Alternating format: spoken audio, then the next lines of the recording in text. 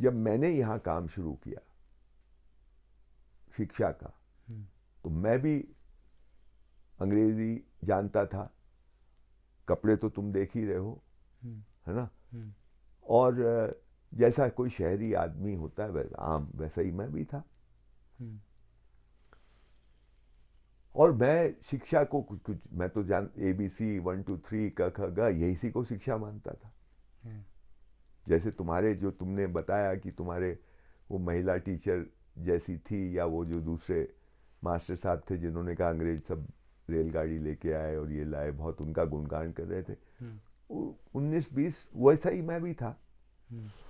यहाँ तो जब गांव की महिलाओं ने मुझे कहा कि भाई साहब ये हमारे बच्चे तो स्कूल जाकर पढ़ लिख कर बर्बाद हो रहे, या उन्होंने कहा कि इनको होना सिखाओ, आप दिखना दिखाना मत सिखाओ, या उन्होंने कहा कि ये बच्चे स्कूल जाकर न घर के रहते न घाट के रहते, अपने को बहुत ऊंचा मानने लगते हैं, आता जाता कुछ है नहीं, और हमको मानते हैं कि हम तो पिछड़े हैं, गंवार हैं। जब ये बात हमको यहाँ पे सुनाई दी, और जब मैंने इसको धर्मपाल जी से डिस्कस किया, फिर धर्मपाल जी ने मुझे कहा कि हंसते हुए कि गांधी जी को पढ़ा है क्या। तो मैंने कहा भाई गांधी जी को तो हम तो सभी भारत के लोग मानते हैं कि हम तो जानते हैं उनको, पढ़ा कुछ भी ना हो, हम भी वैसे ही थे। तब उन्होंने ये सारा वाङ्मय हमसे बोला कि खरीदो। तो और उसके बाद उनकी कृपा से हमको थोड़ा बहुत शुरू में गाइडेंस मिली कि ये पढ़ लो, ये पढ़ लो, ये पढ़ लो, ये पढ़ लो।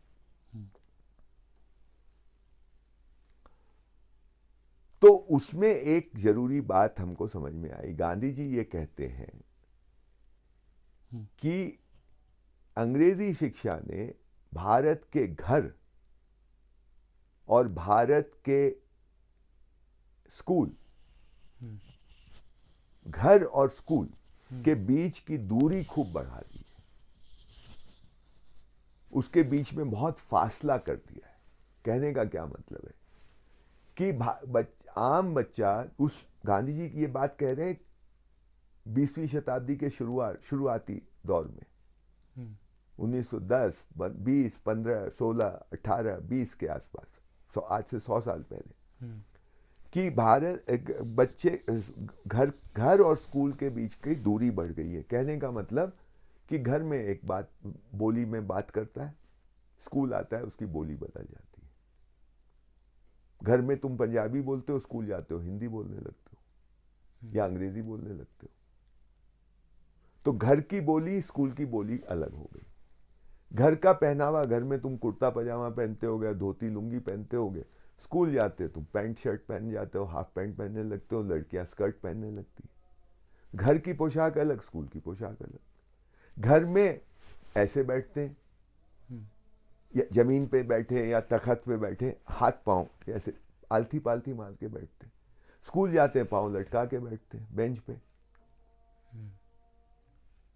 तो जितने भी तौर जो जीवन के क्या कहें इसको, मतलब सांस्कृतिक आयाम बोल सकते हो, खान पान, बोली भाषा, बैठने का तरीका, उठने का तरीका, कपड़े लत्ते, ये जितने भी हैं ये घर के अलग हो गए, स्कूल के अलग हो गए। अब बच्चे के मन में एक विचार आता है, चाहे वो पढ़ाई में अच्छा हो या अच्छा ना हो, वो ये कहीं दिमाग में है कि मैं स्कूल कुछ सीखने समझने के लिए जा रहा हूं, वो मैं घर में नहीं सीख समझ सकता, तभी तो स्कूल भेजा जा रहा हूं। तो स्कूल के जो तौर तरीके हैं वो मुझे सीखने हैं। और क्यों सीखने? क्योंकि वो मेरे घर के तौर तरीकों से बेहतर होंगे। तो एक तरफ ये हमारे घर के तौर तरीकों से बेहतर है, कोई बोलता नहीं है, पर ये उसको अपने आप ये मैसेज चला जाता है। और घर जो है वो थोड़ा पीछे है, नीचे है, हीनता की ग्रंथि यहां से शुरू होती। ये सूक्ष्म रूप से खाली गांव की बात नहीं है।